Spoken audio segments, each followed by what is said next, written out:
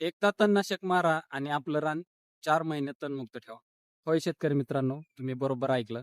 एकदा तणनाशकाची फवारणी करायची आणि आपल्या बागेमध्ये असेल, शेतामध्ये असेल किंवा बांधावरती असेल, तर 4 महिने कुठल्याही प्रकारचं तण उगवणार नाही. नमस्कार शेतकरी मित्रांनो, मी ऋषिकेश शिरकर. स्वागत करतो तुमचं कृषी विथ ऋषी या युट्यूब चॅनलवर. शेतकरी मित्रांनो, आज आपण या व्हिडिओच्या माध्यमातून एक असं तणनाशक बघणार आहे, की ते मारल्याच्या नंतर तुमच्या बागेमध्ये असेल किंवा बांधावरती असेल किंवा तुमच्या रानामध्ये 4 महिने त्या ठिकाणी कुठल्याही प्रकारचं गवत आलेलं आपल्याला त्या ठिकाणी पाहायला मिळेल. शेतकरी मित्रांनो, व्हिडिओ चालू करण्यापूर्वी जर आपल्या चॅनलवरती नवीन असाल, तर आपल्या चॅनलला सबस्क्राईब करा आणि बेल आयकॉन नक्की प्रेस करा, कारण असे शेतीविषयक नवीन नवीन व्हिडिओ तुमच्यापर्यंत येत राहतील. तर शेतकरी मित्रांनो, असं जालिम तणनाशक जे काय आहे, तर ते वापरत असताना आपल्याला त्या ठिकाणी जे काय बाहेर कंपनीचं जे काय ऑलियन प्लस आहे, तर ते याच्यामध्ये वापरायचं आहे, की ज्याच्यामध्ये आपल्याला 2 कंटेंट पाहायला मिळतात. त्याच्यामधला पहिला कंटेंट म्हणजे इंडाझिक्फ्लम आणि दुसरा कंटेंट म्हणजे ग्लायफोसेट.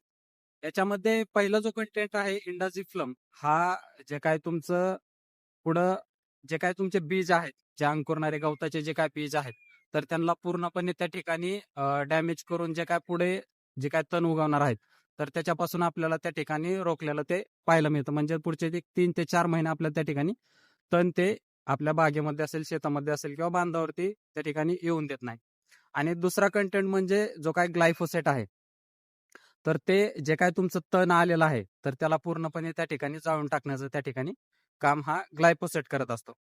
त्यामुळे शेतकरी मित्रांनो, या दोन्हीचं कॉम्बिनेशन असल्यामुळे जे काय तुमचं तण पुढे येणार आहे किंवा जे काय सध्या आलेलं आहे, तर ते पूर्णपणे त्या ठिकाणी जळून गेलेलं पाहायला मिळतो आणि जो काय छान प्रकारचा रिझल्ट म्हणता येईल, तर तो आपल्याला त्या ठिकाणी आलेला पाहायला मिळतो.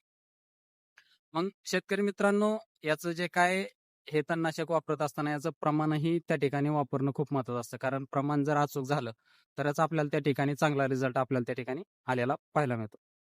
याचं प्रमाण वापरत असताना प्रति एकरासाठी त्या ठिकाणी प्रमाण घेत असताना आपल्याला 400 ते 500 ml प्रति एकरासाठी आपल्याला त्या ठिकाणी वापरायचा आहे आणि जो काही याचा स्प्रे आहे, तर तो आपल्याला त्या ठिकाणी घ्यायचा आहे. किंवा तुम्ही 15 लिटर पंपासाठी जर वापरत असाल, तर 40 ते 50 ml तिथं प्रति 15 लिटर पंपासाठी वापरून याचा जो काही स्प्रे आहे, तर तो आपल्याला त्याच्यामध्ये घ्यायचा आहे.